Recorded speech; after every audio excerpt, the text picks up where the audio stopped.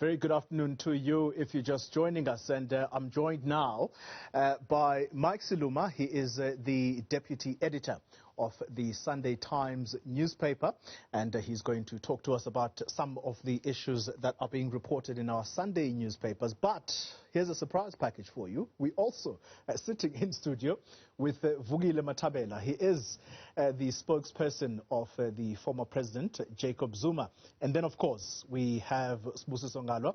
He is our very own politics editor here at Newzroom Afrika. We've put him somewhere around in the studio in order to observe social distancing. So, gentlemen, thank you very much for making the time. And we are not going to have the normal conversation, Mr. Siluma, because we have the spokesperson of the former president sitting with us here. But perhaps let's quickly get into what is making headlines in your newspaper, that's the Sunday Times. You are leading with a cricket story there. It's our national cricket team that now is not recognized, or possibly is not going to be recognized by government when it goes to play wherever. What are the issues?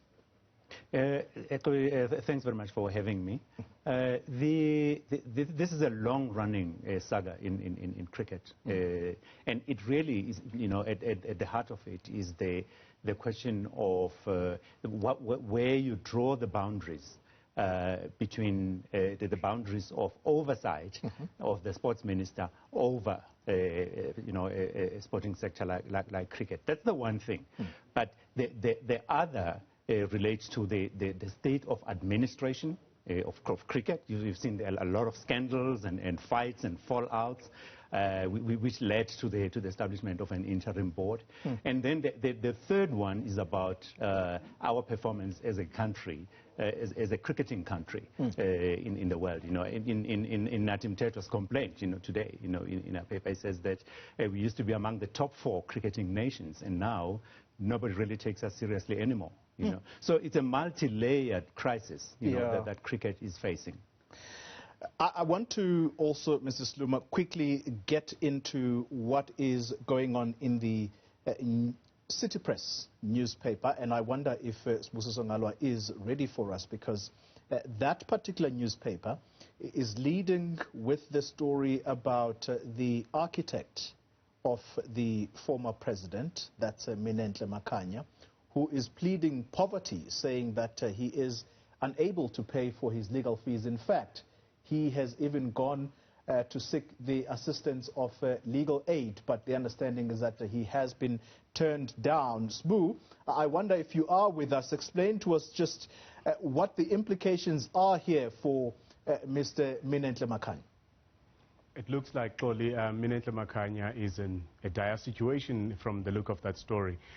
Just to give our viewers a bit of background, remember, Minenhle Makhanya was the original architect that was hired by the Zuma family to build or to renovate Nkandla. Now, the Department of Public Works came on board and got involved in the project, but what the issue was, and I think also from the part of the public protector, was the fact that while Minenhle Makhanya was former President Zuma's original architect, the Department of Defense, she went on to even say that even the Minister of Public Works, rather, they would defer to him. He pretty much was running that project, which moved from an initial 30 million to about 250 million. Now, the reason why it's in court, is that the government is trying to recoup about 155 million from him, which they believe that was unduly earned during the project. Now, the fact that he is now in court and cannot even afford lawyers actually talks to how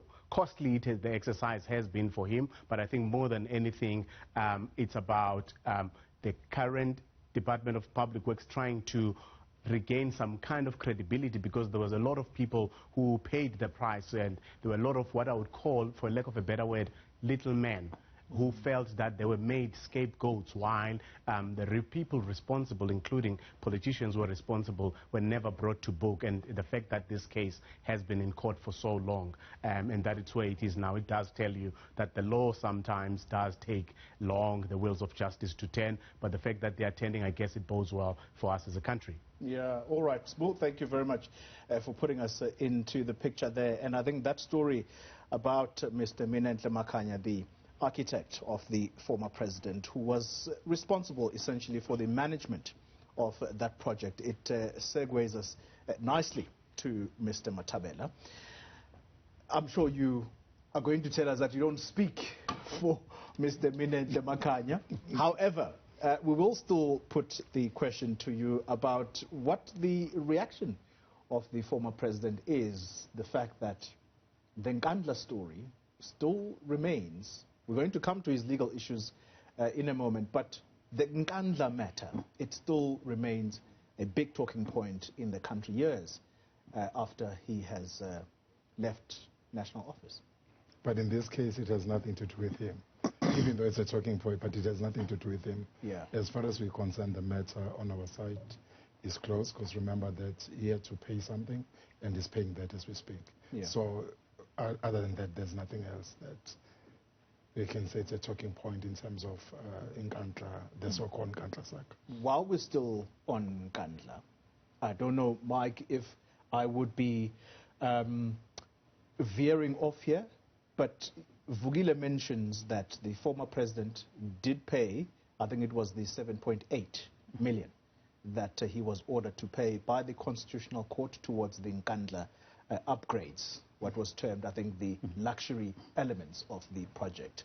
Is he still at least financing that loan to VBS? We know it's defunct now, but is he still servicing that loan? Well, I think what is very important, Xoli, because I know what you're trying to do. What? You're trying to ambush me, because the story is still, the Nkandla story is dead on our part.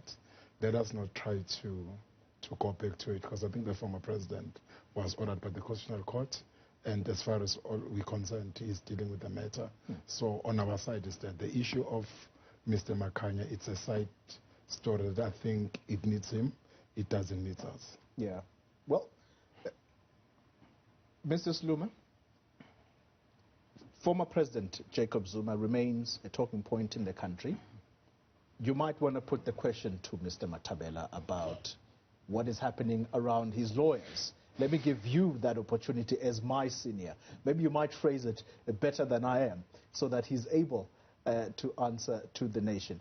What is going on around the former president losing his lawyers mere weeks before his trial starts? I think that, and you're right, I can't speak for the former president or on behalf of Mr. Mathabela, he is here. But I think that the likely impact, because, the critical thing with this case, is that it has been running now for more than 10 years, and it does need to be resolved, So the impact, the likely impact of the withdrawal of legal representation for Mr. Zuma is that the commencement of the case itself, might have to be kicked back again. Because then it means that if he hasn't got representation, it raises the issue of finding new lawyers. It raises the issue of finding the money to fund the legal representation. And both of those are going to take time, because if he changes the legal team, it means that legal team that comes in, when it comes, or if it comes, excuse me, it will have to familiarize itself first with the case. Yeah. And then there will have to be the issue of where is the funding going to come from, to finance the entire defense. Mr. Mathabela, this is your platform, sir. Tell us, what explanation has been given to the former president as to why his lawyers decided to ditch him at the last minute? You must remember, Xoli, that there's what we call the privilege law, where the client and the attorneys don't have to disclose what their happenings in terms of engagement when they prepare for the cases. So in this case, President Zuma accepts that the legal team has resigned, and going forward, he will have to look for a new legal team. So no reasoning has been given to him? No, but what I'm saying that even if there was, remember the previous law doesn't allow that now we can disclose that. So it's between the client and the attorneys. So we leave it at, if you look at how they're written the letter to the Pretoria High Court, they do not give the reasons either because of the previous law, because it binds almost everyone. Because at the end of the day, if I were to, I always like to make this example. If I tell my attorney that I stole chickens, he can't go to the police station and say that Mr. Mathabela stole chickens. So such reasons, because this is not the first time President Zuma is changing the legal team. Even in the past, we've never given the reasons why we've changed the legal team. Was it taken by surprise, though, about the pulling out of the Mabuza attorneys? Well, remember that at the end of the day, they have a relationship, and it's been a very smooth relationship. So at the end of the day, clients, President Zuma, like any other human being, he can change his attorneys when he feels like he needs to. So it's one of those things. But in this case, because remember that the case is going to run for the longest time. So at the end of the day, we don't want to go much in details about their reasoning behind, because at the end of the day, it's them who resigned. It's not the other way around. Okay. When we return, we are going to delve deeper into this particular matter. Does the former president have anyone in mind that he might want to appoint? There is a person who's already put himself up to defend him free of charge. We're going to find out whether he's willing to take that offer up. You're watching Newsfeed, the weekend edition.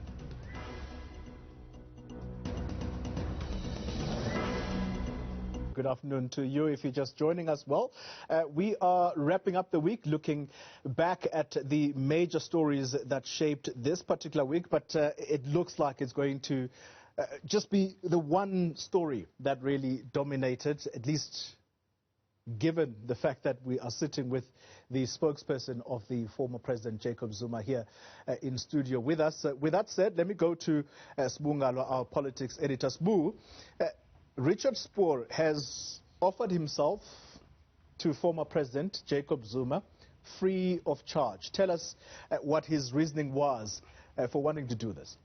Well, he did say, Xoli, and now for many people, actually, let me take them back as to who Richard Spoor is. Richard Spoor is mainly known as a human rights lawyer, and some people may remember him as the representative of communities like Kolobeni in the Eastern Cape, but also communities that are fighting with big mining companies. But in this particular case, his reasoning, he actually says that for him it would be a high-profile case, which he would want to do, but I think it's about why he would want to do it, because I don't think he has been kind to the former president in some of his comments. But I guess that's a different story altogether when we're talking about a legal case. And also the former president has said that he does not have money, and we have heard from his previous counsel, advocate Moses Kakane, has been on various platforms saying that they were representing the former president pro bono. That may mean that he doesn't have many options, but at the same time, we must not lose sense of the fact that he may be a former president, but he's still very much prominent. And for any legal team, there are perks. They may not be getting paid financially, but I think there is the capital, which may be the PR capital that comes with representing someone like the former President Jacob Zuma. So for Richard Spoor and for any other lawyer, I'm sure Mr. Mathabela is sitting there with a file of potential lawyers who would want to be part of the case, Xoli. Yeah, Spoor, thank you very much. Well, let's not waste any time. Let's put you on the spot, Mr. Mathabela. First of all, is the former president open to Richard Spoor representing him? And, by the way, it comes with that all-important condition, free of charge. Well, he hasn't formally approached the former president. So once maybe that is on the table, maybe one will look at it. But you must remember that former president must be given a space and time to finalize the new legal team, because eventually on the 17th of May he will be in court, because remember that he's been ready to defend himself in court. When I say defend himself, with his legal team, because he wants to clear his name. So at the end of the day, he will be in court on the 7th of May. Before we bring in Mike Sluma into this conversation, I had